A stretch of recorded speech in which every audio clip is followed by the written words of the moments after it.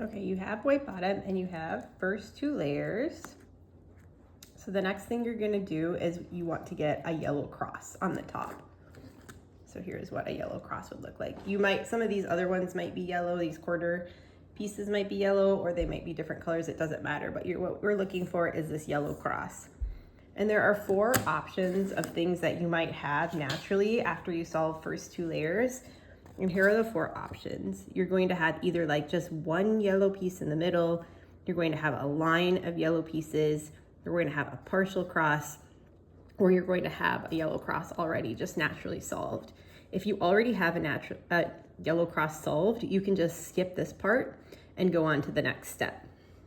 If you don't, if you have one of these other 2 options, we're gonna go through what to do with each of these other 2 options. Like I said before, some of these other pieces might be yellow. You're going to just look for the one that matches best.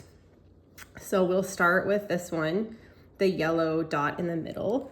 And so for me, so here's an example. I have yellow dot in the middle. These 2 are yellow. It doesn't matter what any of these other pieces are. It's just this middle dot is yellow. I don't have a line and I don't have a partial cross. I just have one yellow dot in the middle.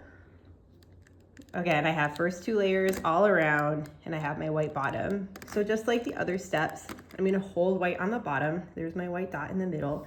And this is going to actually be a new algorithm you're gonna do. It's called F because you're moving the face of the cube. So I'm gonna turn this whole face of the cube to the right. And then I'm just going to do a righty algorithm. Up, to the left, down, to the right.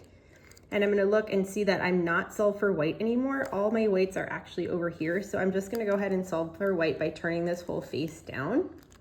And there, I have a white bottom. So now on the top, I still don't have a yellow cross. I have this partial cross, and we're gonna look about what to do with that in a minute. We're gonna go ahead and do what would happen if you have a line across. Again, like these 2 are yellow. It doesn't matter what the corners are. I have a line, I don't have a partial cross, and I don't have a cross. So what I have is a line.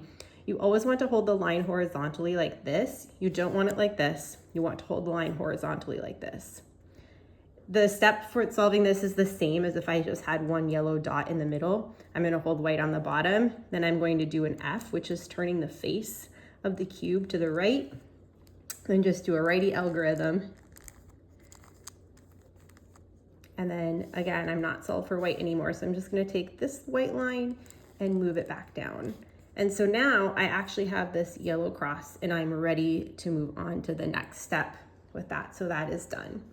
Now we're going to look at what happens if you have this partial cross.